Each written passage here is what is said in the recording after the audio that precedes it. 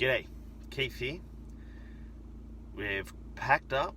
We've got our first load of stuff to move to our new property, our 3 acres. And Kate's in the other car with the dogs and a whole heap of other stuff. She's already left. And we're about to start our small country life.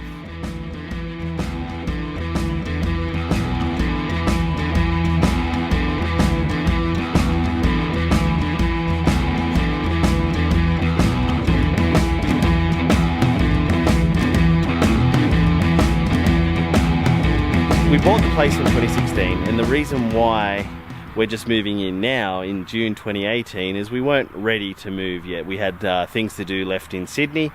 So anyway, we chose to rent it out, and we've rented it out to some really great people for the last 18 months while hopefully their house was built nearby, but unfortunately their development hasn't yet gone ahead. So here we are. We've got 3 acres, a 4-bedroom house that needs a lot of work, and I'll show you guys inside there later. But here's the 3 acres that we've got. I'll just give you guys a quick look.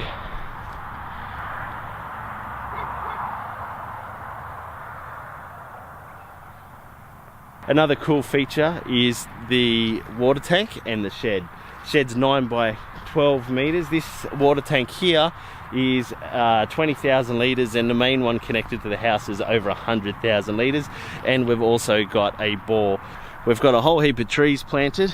And the only reason why they're there is to give us a privacy screen. Being only on 3 acres, we don't have the space around us necessary. Go and show you the front of the property now, and the front of the house, which is nothing special, and we've got heaps and heaps of projects to do to this place to get it to where we're comfortable and it's something that we can be proud of. Not that we're not proud of being able to buy this house now. I know it's incredibly hard to do so, but there's plenty that we want to do. There's the house, as you can see there. It's just a basic 4-bedroom house. The other amazing feature is 110,000 litre water tank.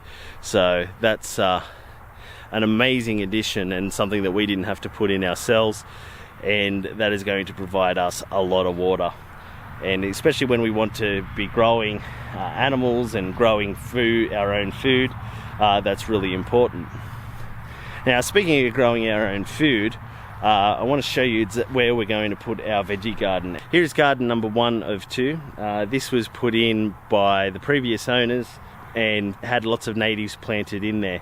But we'll be getting rid of the natives because we want our gardens to work for us and to feed us. And then there's this mammoth garden, which is going to take a whole heap of work to maintain and to get it into order so we can plant veggies in it. But in saying that, it's going to be awesome and a massive provider for us.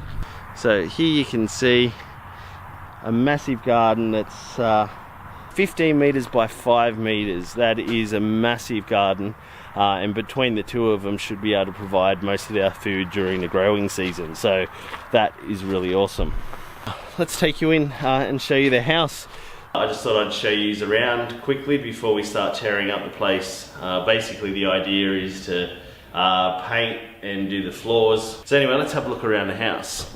So we're in the lounge room now, and we'll just have a look around here. So nice fireplace, which will keep us warm because it's about 10 degrees Celsius at the moment, and yeah, very windy.